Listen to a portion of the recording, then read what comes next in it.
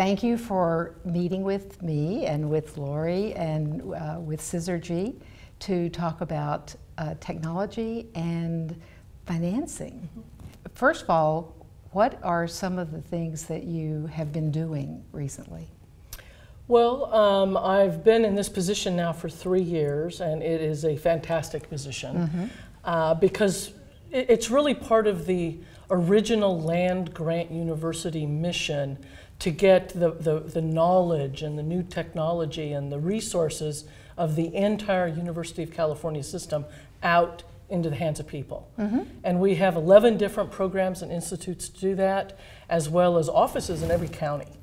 So it really is that public engagement arm of UC. So we get to work on a wide array of issues, like technology is just one, youth development, all kinds of different research, extension on different topics. And we partner up with not just the UC campuses, but CSU, the community colleges, and a wide array of external partners. Now, what is your title? I'm the Vice President for Agriculture and Natural Resources for the University of California system. And before this, I know you did a lot of work with agriculture for sure, but also with finance.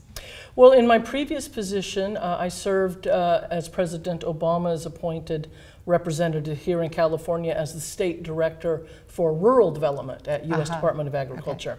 And that was a really exciting program too. In fact, it was kind of hard to leave that job to take this one because I really loved that job. We had 40-some programs where we were investing money out all over the state in infrastructure, community facilities, education, business development, economic development, housing, and we got to lead and catalyze some regional industry clusters and some of that urban-rural partnership building, coalition building. So in many ways, some of what I worked on there, I was able to bring into this job. Okay. Yeah. That's good. So what has worked? What do you consider from your work at the university as well as your previous work, what do you think has worked the best for the future? I think it's building those regional collaborations. You know, California's a big state. It's a big, large state full of complexities, different ecosystems, different cultures, just different regional variations. And you can't really do a one-size-fits-all. Something that's going to work down in Imperial County is not necessarily going to work up in Shasta County, for example. But where we can bring people together in a region where they do have some common goals or some common industry sectors to work with. You know, like farm to fork, or up in our forest communities, as I like to say, forest to furniture, or something like that. But also just being able to put that urban and rural together in a region, because there's a lot of synergies between the two that they often don't always see. That's right. That's right. Now, so have you been able to do this at the university, using the university system? Yeah, one of the things we kicked off a little bit about a year or so ago is the VINE, which is an acronym for the Verde Innovation Network for Entrepreneurs. The VINE. Great. And what we're trying to do there is really different, because what we wanted to do rather than lead or create ourselves was catalyze regional innovation clusters, and mainly go out into these regions and pull the existing players to the table, do that inventory of what's there, what's not, figure out how to fill the gaps, and really make sure that for agriculture, natural resources, rural communities, that all of those folks in those sectors had the same kind of access to support for innovation and entrepreneurship that you would find in a larger city or on a campus, because often they're not available in rural. And a lot of the pieces are there, but they're a little disparate. They're not always talking to each other. There's gaps. Sometimes there's duplication. So what we're identifying is that by doing this, we're getting some really great projects off. And then the longer term goal is to have these different regions feeding up into a statewide network, so that they can learn from each other, they can share resources. There might be economies of scale, leveraging that we could do with that. And who knows, perhaps even national and international collaborations moving forward. So what are some examples? Well, over on the Central Coast, we've got a really fantastic group coming together from not just UC, but USDA's Ag Research Service, Hartnell Community College, CSU Monterey Bay, the Western Growers, and a host of folks who are really putting a focus on ag technology. Partially because of how close they are to Silicon Valley. So there's a lot of focus on ag technology, particularly the software, some of the mechanization stuff. A somewhat different one down in the Los Angeles region.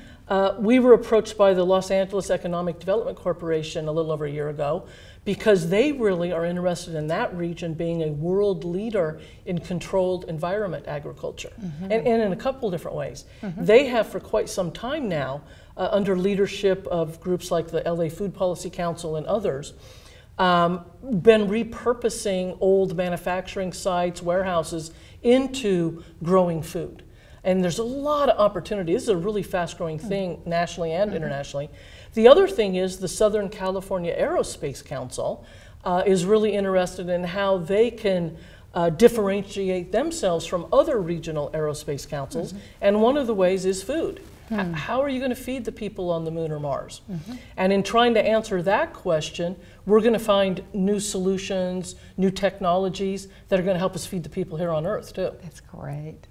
Well, so are you working in the Central Valley and Tulare as well? Yeah, actually one of our exciting partnerships there is between UC Merced and Fresno State. And there's a host of other players there like Bitwise, Blue Valley Tech, just the whole San Joaquin partnership. There's a big focus there on makers labs and really innovating. So getting people to get their hands on things, making things. So makers labs would be what? Well, this would be a place where particularly youth, but also adults could come together and have access to equipment they couldn't afford on their own. Okay. So it's kind of like an old-fashioned lender's library of tools, but you know, you couldn't afford a 3D printer. They're pretty expensive.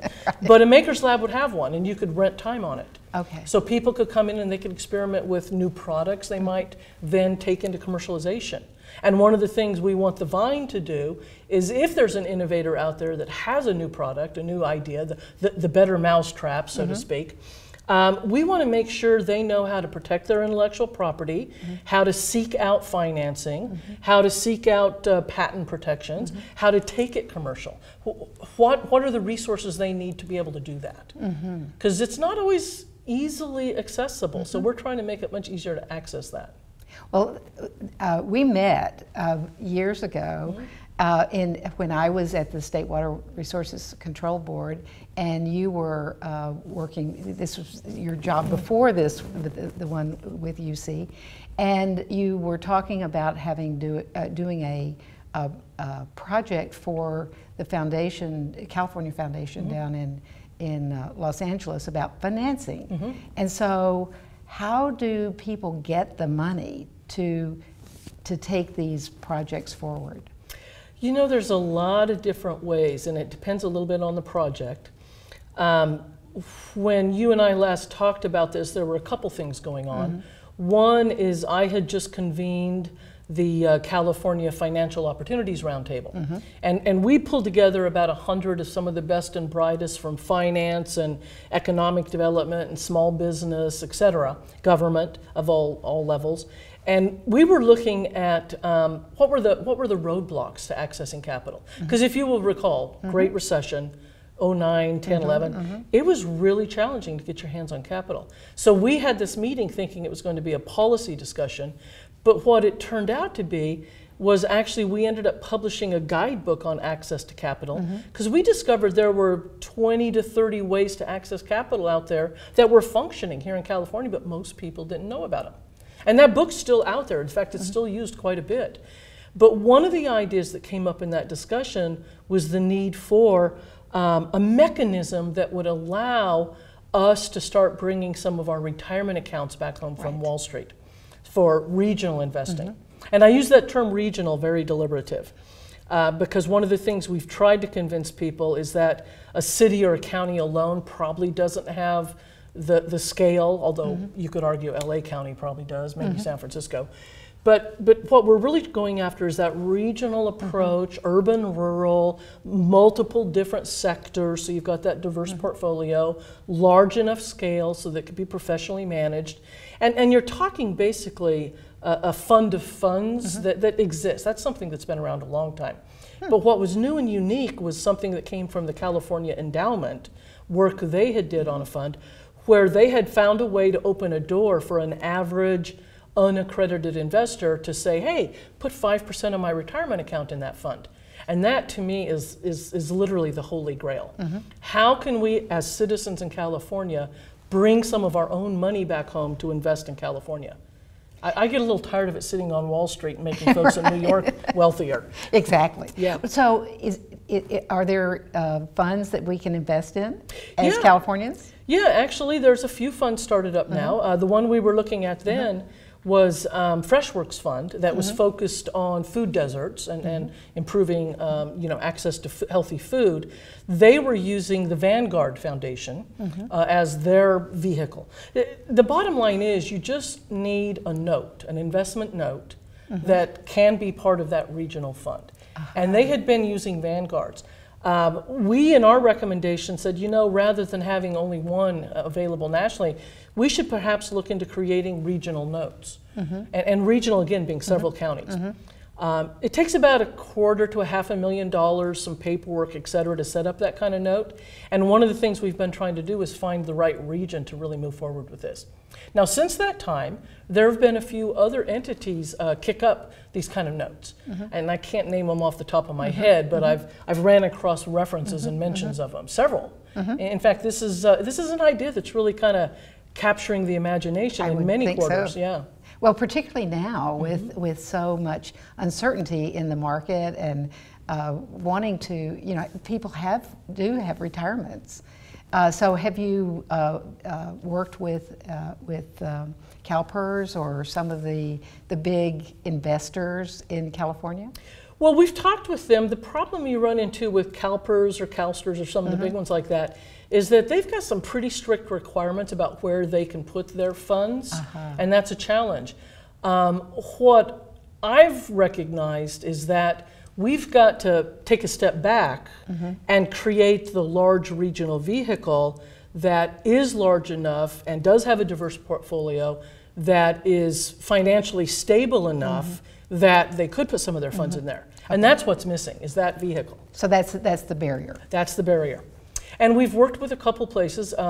I provided some grant funding to Valley Vision, who is taking leadership over in the Sacramento Area Council of Governments, 6 counties, something called the Next Economy there, to look at perhaps setting up something like that in that region. I just recently have been in conversations with Ashley Swearingen, who's now with the Fresno Area Foundation, and another foundation and others about that area. In fact, that area is really seriously looking at one. The Fresno Business Council, as part of their work with the Food Commons, has been looking at that type of financing. And we've got a few others around the state that are really approaching it. Now, are any of the groups in Los Angeles or Southern California partnering with Fresno or some of the areas in the Central Valley or Tulare? Not yet, but that is certainly something I would like to see happen. It's such a natural fit. I mean, the Los Angeles region is a big, giant hunk of humanity, and they all need to eat. And it's not that far up the road where you've got the San Joaquin Valley, which is one of the most amazing sources of food in the entire planet. Yeah. I mean, it's such a logical partnership that we need to get that up and running. And there have been some talks about that because, frankly, it's not just the financing, it's the goods movement, it's sourcing locally. And I have to give a lot of credit to the LA Food Policy Council. They've really been a leader statewide in pushing the envelope on that kind of collaboration. That's great. Well, are you finding the same kind of collaboration in the Bay Area with the Central Valley? Or? Yeah, actually, it's really fascinating because more and more you're seeing groups like the Bay Area Council and others recognizing that the San Joaquin Valley is in many ways just, more than just a neighbor. They're interrelated. Right. And frankly, the Sacramento area, they're recognizing that too. They're looking at their sphere being from the Sacramento region into the Bay Area and down into the Valley. And you know, we're talking these mega regions now collaborating. And it's not just there either. I mean, San Diego and that area, Orange, LA, San Diego, they're now realizing they've really got to reach across the border and have a big mega region with a couple of the Mexican states. Interesting. Yeah. So there's more and more of this going on all over the state. And so the key that you've identified is creating the region, or the idea of the region, or the vehicle. Yeah. Creating the idea that we're better off collaborating than not. Right. And that collaboration needs to both be urban and rural. It needs to be large enough to be of scale, and yet small enough that people feel ownership.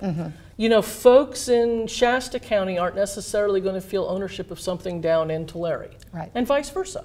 Right. Although, having said that, one of the big projects that's kind of exciting out there right now is the Central Valley Ag Plus Food and Beverage Manufacturing Consortium, which does run from Shasta all the way down to Kern and a bunch of the Sierras, 28 counties. Wow. And their key focus is on facilitating between the farm and the fork more of that processing, storage, distribution, handling of food happening here in California, so that California has those jobs and that economic activity. Now, you just brought together a group to do that recently. Yeah, well, I was very much a part of putting the Ag Plus group together. And we've brought several others together as well. You know, some of our cooperative extension folks out in our county offices, they spend a lot of time working with locals on facilitating some of these farm to fork activities. And right now, another one that's really exciting is around forestry and biomass. We all know we've got a serious biomass problem in this state. And the old solutions of just ignoring it or trying to take that biomass and burn it up for electricity just aren't working. You can't pencil out in the black burning up biomass for electricity. But there are some really exciting new technologies of converting biomass into cellulosic nanofibers, bioplastics, and products called mass timber, which are engineered wood products utilizing biomass and adhesives and resins. And those now are being utilized in massive buildings, tall buildings. Portland is building, I believe, a 12-story wood building. Wow. Yeah. In fact, one of the things I just worked with UC recently, part of President Napolitano's objectives is for the University of California to be carbon neutral by 2025. Wow. Yeah, it's a big undertaking, and we've made some really great strides there. But one of the things that's really going to help us is if we can start moving into more of a wood-first building policy. Because when you start replacing concrete and steel with wood, you're getting better energy efficiency, actually. It's just as good, better, perhaps, in an earthquake. It's just as fire safe, but you're sequestering carbon. You're taking a lot of carbon off, like the equivalent of taking thousands of cars off the road, sequestering it. And these buildings are beautiful, too. I mean, how can you not love wood? Wood's always beautiful. Right, exactly. But it then makes for a healthier forest, too. Because a lot of this biomass is not large trees that you would harvest for lumber. It's small bore, and it's invasive species in some cases. And not just our forests, but agriculture. We have a lot of biomass that really needs a high value home. So one of the things we're doing right now, and I'm thrilled, it's a real wide partnership. The governor has signed an executive order. The legislature has passed SB 859 to facilitate this. A Wood Products Innovation Institute that UC, CSU, and the Board of Forestry are jointly standing up right now. And one of the groups I'm working on, I co-chair with Greg Norton, who's the CEO of RCRC, the rural counties, is we're looking at how to completely build the supply chain from the forest through manufacturing to entities like UC, CSU, government, to utilize these products here in California. Build the entire supply chain. So the barriers there? Well, the barriers are actually finding the people that are interested in jumping into that supply chain, you know, owning those things. Now, we do have a couple very large entities interested in manufacturing here in California, and that's great, but we've got to figure out how to get that feedstock to them from the forest in an economically viable way. And one of the ideas we've come up with is the idea of early stage bioprocessing facilities up there. Because when you're manufacturing a product from say raw biomass to a finished thing, there's probably 20, 30 stages of the manufacturing process. The first 3 or 4 are very similar.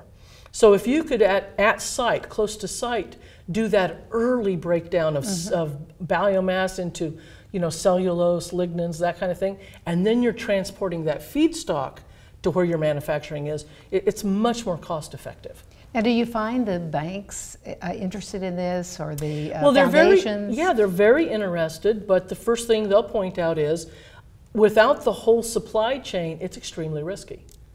It's extremely risky. So the reason we've gathered together a whole lot of diverse players, and I mean things like the governor's office, the legislature, the Sierra Nevada Conservancy, the Sierra Business Council, a host of different players, UC, RCRC, et cetera, is that we're trying to actually get that entire supply chain organized. So have the market, have the entity that wants to manufacture, have the up in the forest able to process, have those in place, because once we have that, then the finance people will tell you, you've just reduced all the risk. Right. They have no problem financing that. So really it's risk. It's risk. We're all trying to manage risk, and that's a lot of what drives financial investment decisions. And for climate, with climate change, that is exacerbated. Absolutely. The risk. Well, the risk right now is extreme. You know, some would argue that we have missed some tipping points. I hope that's not true, but it likely is, to really turn around what we're doing with carbon. Unfortunately, you know, we've had some setbacks here in the last few years, but California is really stepping up to the plate and taking leadership, as are many other states and nations, to really find these kind of solutions. And that's where the University of California is really an important entity too. A lot of our research is finding new ways to utilize carbon, reduce its use, pull it out of the air even. Have you looked at dairies and cows? Sure. As sources of the problem, but also opportunities for innovation and for technology? Yeah, there's a lot of different ways we could be managing our dairies to reduce their methane emissions. We've got research going on right now on different feeding regimes. So for example, I think I just saw a paper recently that feeding some sea kelp can reduce methane emissions by a fairly significant percentage. Now, don't quote me on that. I read so many of these research papers. There's a lot of them, but that's the example of changing the feeding regime, changing up how we manage the dairies, things like how we manage the manure lagoons so that we're capturing that methane and turning it into a biofuel. There's a lot of that kind of research and actually implementation going on. Interesting. Well, it's certainly in Tulare you have lots of cows. Yes. And so they will be very interested in the future for this this area, and also attracting capital. Now, I'm in CalPERS, and so I would love to take my CD and invest it in something that I live in Sacramento now, that would help the region. Where should I go? Well, right now you probably don't have a good place to go with your retirement account. Right. See, the thing is, retirement accounts have some pretty strict oversight and laws. Okay. That's what makes them challenging, but it's also what makes them very attractive, because for the average citizen, if they have any savings, it's probably in a retirement account. And I think the last statistic I saw some time ago, over 98, maybe almost 99% of all of our retirement accounts are invested in Wall Street instruments. Gracious. Yeah. Now you can argue that some of that does come back to California, and it does. Certainly San Francisco, Silicon Valley, Los Angeles, San Diego, you know, our big urban coastal centers, they get a lot of investment from Wall Street. But for the other 80+% of California, we're paying money in. That money is not coming back to our regions or our communities. Right. This is our money taken elsewhere, and then our regions are starving for capital. So that's why we think it's so important to try to create these regional structures, so that, and we're not talking bringing it all home. That would be very risky as well. Right. We were talking a few years ago about just trying to get citizens to bring 2 to maybe 5% of their retirement income home, and it's significant. I haven't calculated the numbers recently, but I know last time we did, utilizing 2010 numbers. And keep in mind, that was at the height of recession. So the Sacramento Area Council of Governments, the 6 counties that make that up, if in 2010 their citizens had brought home just 5% of their retirement accounts then, they would have had $2.7 billion to invest in those 6 counties. Yeah. It's right now with the stock market up and the economy up, it's well over double that probably. So think about if those 6 counties had several $1 billion to invest in those counties. And we're seeing folks do that. I want to give a shout out to the elected county treasurer, I believe is her title, up in Placer County, whose name is going to escape me at the moment. But we've met with her. She has really found a way to invest county dollars into infrastructure and projects in her county and in her region. Wow. And actually, I know she's been talking to some of her colleagues. We've been talking to a lot of the county supervisors about that, and they are finding ways. RCRC actually has a financial authority that they do a great deal of investing in housing in rural areas, because that's a huge problem, is lack of housing, affordable housing. Well, I would think that the Sacramento Council would be particularly interested because it is fairly large. It is close to the Silicon Valley, relatively close, and they certainly have the state government here, so they could be very influential. They could. What is the election process dampening their energy or enthusiasm? No, I think when you look at a region like Sacramento, it's not quite as starving for capital as, say, your more rural regions. And also, with the economy picking up a bit, a whole lot of folks that were interested in this back in 2010, 2011 are getting a little complacent. The emergency isn't quite as bad as it was then. I think that has slowed down some interest. And also, I think that people have been finding some workarounds. One of the things, just as an example here in California, direct public offerings, DPOs, have been growing like crazy. You used to never have DPOs. When we first looked at them back in 2010, there was a handful. Now they're happening all over the place. Little companies just trying to raise $1 million, $2 million can do a DPO. It's not that hard to do. So for some people, that's working. Others are using crowdfunding options. I mean, there's a lot of crowdfunding options out there. Others are finding lending clubs. They're identifying state programs, which is part of what our Access to Capital Guidebook was about, letting people know about these other programs, and people are starting to use them. Are you going to be updating the Capital Guidebook? We had a meeting here in December to look at it, to see what we needed to do. Most of it is still pretty viable. There's a couple programs that have had significant changes. The web links need to be updated. Some are still valid, some aren't. I've got a graduate student researcher working on just updating those right now, and we'll just make sure they're published again and keep referring people to them. Yeah, actually, it's still pretty valid. We didn't see a lot of need to go in and do much work. That's correct. Now, what we did see is we need to really look at the policy recommendations in there, because it does have some.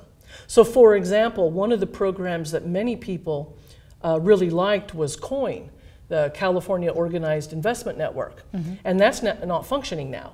And some folks are wanting to look at, well, why isn't it and how could we get it functioning? There's a growing interest in making cooperatives more viable for different activities. And they're used for a lot of activities anyway. ESOPs, employee stock-owned programs. That's a very, very exciting opportunity, particularly now with a lot of turnover in small businesses, family farms, etc. If you own a small business or a family farm and you don't have your own kids that want to take it on, how do you get your equity out of it and yet still keep it as a viable business? And things like an ESOP are one way to do that. Interesting. So if you were going into farming right now in Tulare or in the Central Valley, what would you do differently in order to be viable, in order to make money? Oh, that's a great question. You know, because one of the strategies we've done here in California for 2 or 3 decades now is we've encouraged our farmers to either vertically integrate or horizontally integrate.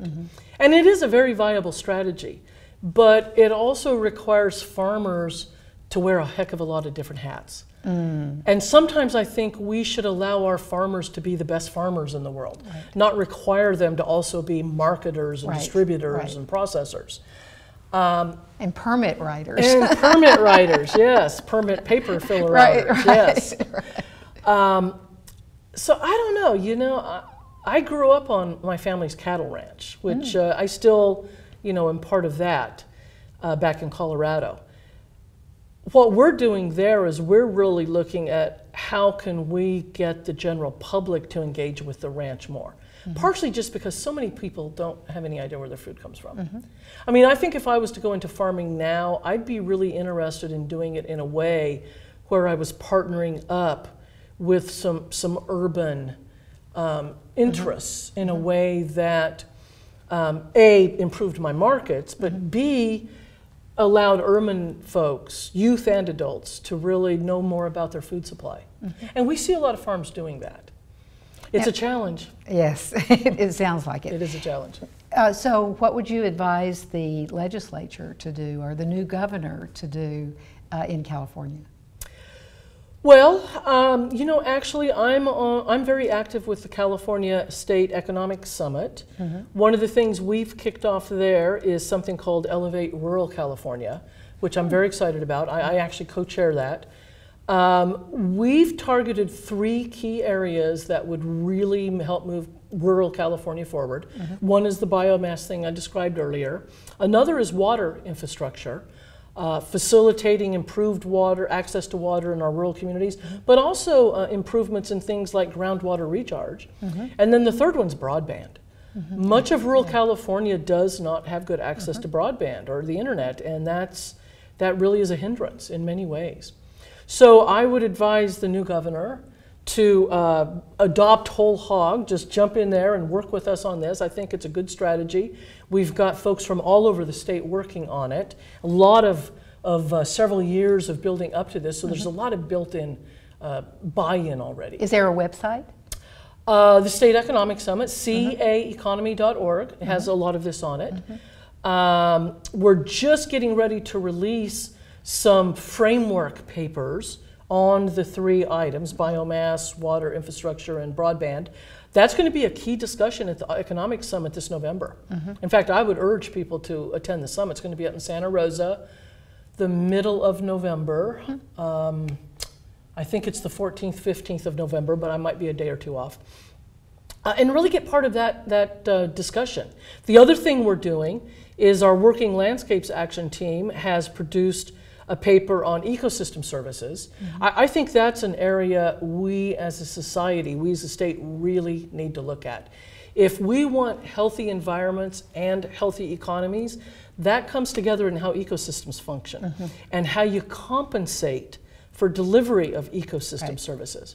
So if we've got farmers that are doing actions that help recharge groundwater or reduce flooding in cities or improve wildlife habitat, how do we get some compensation to them so that they can provide those ecosystem services even better, and so which serves the urban public? So, so legislation might be a way. Or well, and we've got legislation out there. I mean, you could argue that the Williamson Act is an example of exactly that. It was designed decades ago to protect farmland, to keep from urban sprawl from taking it over. In many ways, that's an ecosystem service, providing that farmland to produce food and fiber. We have now conservation easements that we use to protect open space or wildlife habitat or wetlands. That's another way to compensate landowners for ecosystem services. But we need to find ways too. In fact, EBMUD does a fairly good job of, they've got where they have a little small additional charge on the monthly water bill, and that money is used to do forest now water. Who is this? East Bay Municipal Utility District, okay. EBMUD, sorry. EBMUD. Acronyms, too many acronyms. They charge their customers just a little extra money, and that's used to facilitate upper forest watershed health work, which is crucial. We need to do a lot more of that in the state. You know, if you look at the Sierra and the Cascade, they produce over 60% of the water that California utilizes. And we've got studies showing that those watersheds could produce significantly more water if they were healthier. And if they were healthier, they'd also have less fires, they'd be better wildlife habitat, they'd be better recreational opportunities, and more water. Now, how did East Bay Mud sell their customers on this idea of charging a little bit extra? Well, because they've got a direct nexus. And San Francisco PUD does the same thing. They know they're getting their water from the Sierra. Okay. They know that. It's easy to see on a map where that water's coming down from lakes into canals into the East Bay and into San Francisco. So it's easy to see the connection. You know, Los Angeles has known for a long time that they're getting water from Owens Valley and et cetera. But they haven't always been as willing to perhaps do some of that compensation work. Right. Although we're seeing more of that now too. They compensate. I worked for the Mona Lake Committee for years, and they compensate on parks and a few amenities, but not generally. And not keeping the agriculture viable. Exactly. Which is a big issue. Yeah. We're starting to see some of that with the Salton Sea right now. We've got a large problem down there. Now, do you think Imperial is stepping up? I think Imperial is doing the best they can in a situation where you're dealing with how to manage Colorado River water. You've got water transferring into San Diego. All of that is leading to less irrigation in Imperial, which means less water into the Salton Sea, and the Salton Sea shrinking. Well, there are challenges all over the state, but the future for, particularly with climate change, the future for agriculture is a challenge. It is. We're doing a great deal of research on how to adapt and mitigate. There's going to be winners and losers, and I think what we're trying to focus on is having as many winners as possible. It does mean some of our crops are going to move. They may move north, they may move to the coast, they may move. Crops are going to be moving. So some of the locations we grow certain crops right now are just really not going to be viable in the future. So we have to deal with that. We have to also develop new varietals of crops that can withstand higher temperatures, longer days. So one of our big issues with stone fruit is you need a certain amount of chill time for the stone fruit to set fruit. And if you've got longer, hotter days, a longer, hotter season, that becomes a problem. So we're researching new varieties that need less chill time. Lack of labor means we're researching new ways to do the planting, the management, the harvesting with less requirements for labor. We're constantly trying to find out how to reduce the need for water for irrigation and still produce a crop. So there's a lot of different research going on agriculture to help it move into the rest of the 21st century and the 22nd century. You know, this problem's not going away anytime soon.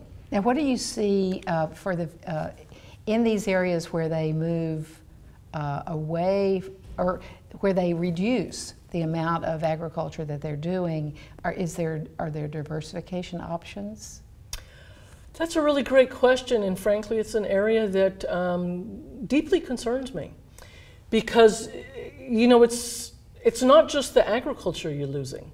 When you lose a lot of agricultural production in an area, there's a lot of people that lose their jobs that were part of that. The people that were selling supplies to those farmers have less demand. Some of them are going to go out of business. The people that do the processing and the handling and the cold storage, all of them are going to have less volume. Some of them are going to go out of business. You can find an entire region spiraling downward very, very quickly if agriculture is one of its major economic activities. And if you're not doing agriculture, what are you going to do on that land?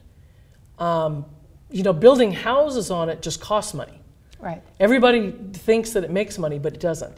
It makes money for the developer when they sell the house. But from then on, those houses have to have police and fire and sewer and water. It costs money. And schools. It costs money. Housing does not pay for itself, not suburbia by any means. We had some studies some years ago that showed that suburban sprawl typically cost almost twice as much as what you harvested in property taxes. Yeah. Well, that makes sense, particularly in a Prop 13 state. That's why so many local governments have had to fall into relying on sales taxes and other means of getting infrastructure and paying for schools and that. Wow. Well, it's going back to the regions. It sounds to me as though the regions are going to be multi-purposed and are going to some extent overlap. As you were describing the one that goes from the north all the way through to Bakersfield. And so are you optimistic about the future for these? I'm basically an optimist in general. Good. And you know, I find there are a lot of people out there that want to find solutions and work on them. And as long as we've got that, and we've got some real smart people, we've got great research facilities, we've got a strong, stable government, we're going to work our way through this, I think. But I do think we need people to really understand that it's all about the collaboration. You know, the cities are not going to thrive without thriving working landscapes. And the working landscapes are not going to thrive without partnerships and collaborations with those cities. And to me, that's where I put a lot of energy, is just really trying to bridge those gaps, build those bridges. Because that's where I see our biggest problem, is just too many urban people don't think they need to support working landscapes and vice versa. Right. Well, are there other states that are doing this better than California? I wouldn't say there are states doing it better. There are regions within states doing some really interesting stuff. There's a big region in Ohio that's doing some great work on urban-rural.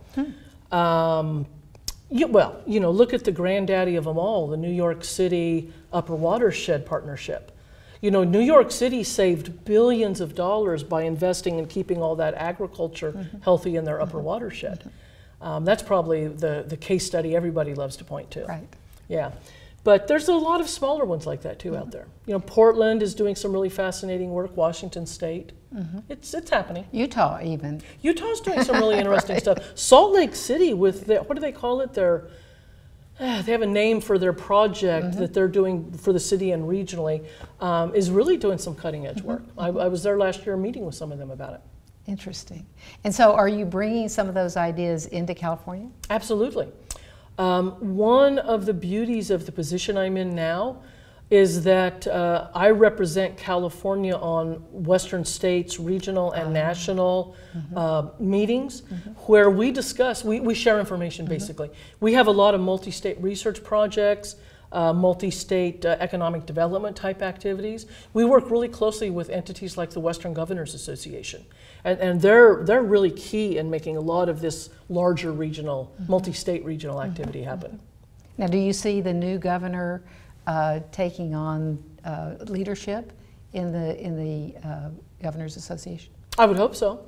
Okay. I would hope so. Because one of the things I do like about Western Governors Association is that if you look at the Western states, they're a mix of red states and blue states and purple states. And in the 20 years I've worked with them, they really do try to take a nonpartisan approach to finding what are the key issues, how can we work together to find solutions. And you know, goodness knows in this day and age, we need more and more of this bipartisan, nonpartisan, collaborative type of work. Right. It's probably one of the things we need more than almost anything else. Well, and with energy, with water, with broadband, all of those are regional, meaning multi-state. They are multi-state. And not Well, just fires, California. Fires. Too. Fires are Yeah. western states. No, you're And some of the solutions we may find here might help Colorado, or Idaho may figure out something that we can make use of. I'm a big believer in not reinventing the wheel and duplicating what's already out there. You know, we have such a shortage of resources sometimes to deal with these challenges. We just really can't afford to keep wasting them through reinventing the wheel. So do you see the fact that well, I don't know, let me ask the question. Are there a lot of international and national people coming into the university system who are interested in agriculture? Absolutely. Okay. In fact, we just hosted a big binational summit in this very room a couple weeks ago, maybe a month ago, with Israel, and signed an MOU with them. Many of the challenges they're facing in Israel with climate and water and drought, heat, are very similar here in California. So we're going to be working very jointly on how to find solutions together. When I talk about controlled environment agriculture, we've got an MOU with the Netherlands to jointly work on some of those solutions. They've really been an international leader in that field. And, you know, again, there's no reason for us to have to learn what they've already figured out, and vice versa. And what we've always discovered for decades is when you put scientists from different disciplines and different cultures together, they spark new ideas off each other. That's something we're really trying to facilitate a lot more of. Now, are you working with the Silicon Valley and some of the technology developers? Absolutely. As well as financiers? Absolutely. We partner very closely with several Silicon Valley related entities. We help co-sponsor like the Forbes AgTech Summit, Food IT, which happens over in Silicon Valley every year. We meet with them regularly. We've got, I don't want to name names of companies, but we've got different companies partnering up with us on a variety of research projects. We're working very closely with NASA Ames over at Moffett Field on several projects around ag technology, better weather detection, supercomputing of data so that we can analyze things like ecosystem services, where best to put resources in the field, how to manage water. So yeah, all of those partners are really critical. And what about the federal government? There's in some areas there's been a reduced influence by the federal government. Have you seen that in agriculture in particular? Yeah. We work very, very closely with National Institute of Food and Ag, as well as the Ag Research Service. Both of those have had a hiring freeze. And right now there's a deep, deep concern throughout the nation of USDA's recent proposal to move National Institute of Food and Ag out of Washington, D.C. and put it elsewhere. Some folks are very concerned that that will lessen the role of NIFA, as it's called, its acronym, because it was designed to actually be an entity in D.C. that was partnering and facilitating more collaboration with like the National Institute of Health, the National Science Foundation, other big, large research entities. But to make sure that as we are looking at our research portfolio nationally, food and ag are at the table, because hey, we all have to eat. And it's real easy to sometimes forget the amount of research needed. In fact, the U.S. is falling behind on research in food and ag. Oh, really? Oh, yeah. There's a group called SOAR, Supporting Our Agricultural Research, SOAR, that published a report last year that compared the amount of money the U.S. invests in agricultural research for the last several decades.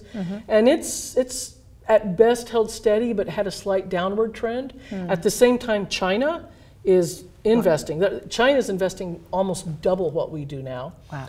And if you then look at productivity, the amount of food raised per unit productivity, the U.S. has been flat, maybe a little downward, whereas China's going up. I mean, you can see the direct correlationship. Gracious. So we're really trying to get the general public and policy leaders to understand we got some big challenges out there. It's this changing climate, this extreme weather, invasive species, new pests, all the challenges out there. We're not going to solve those if we aren't doing research right now to find the answers to those challenges. Well, as to some extent, as a wrap-up, what would you advise youth today who are thinking about going into college, or thinking about, or maybe they're in college already, and what would you advise them to do? STEM subjects, science, technology, engineering, math. We actually are doing a big push here ourselves on increasing opportunities for STEM. In fact, one of the things we're doing is a big push on what's called citizen science. I think myself and many others are deeply concerned with the trend we've seen the last decade or so of less faith in science, in facts, in data even. We got to turn that around. And the only way I can conceive of turning it around is if we can give people, both youth and adults, give our citizens opportunities to get their hands into science, to do something utilizing the scientific method, see what comes out of it, see the impact, understand what science is and how science works. So we're doing a whole lot of projects around that line. Through our 4-H clubs, they're doing more and more STEM activities, particularly in urban areas. With adults, we've created our California Naturalist, which is somewhat loosely based upon our Master Gardener type program. And we're trying to get all of our existing programs like Master Gardeners, Cal Naturalist, to find new ways to engage even more. Cal Naturalist is creating something called Climate Stewards that we're going to be releasing some details on that at the big climate summit that's going to be happening in another week or so here in California. But we've really got to create these vehicles for citizens, young and old, to participate in science and start understanding it better and supporting it more. Well, that's very exciting. Yeah. So what advice do you have for the future? Anything? Wow, that's a really big question. That's a really big question. Very open-ended. So. Very open-ended. I think one thing I would just emphasize again is this collaboration, both the urban-rural, but also from my current position with the Land Grant University here in California.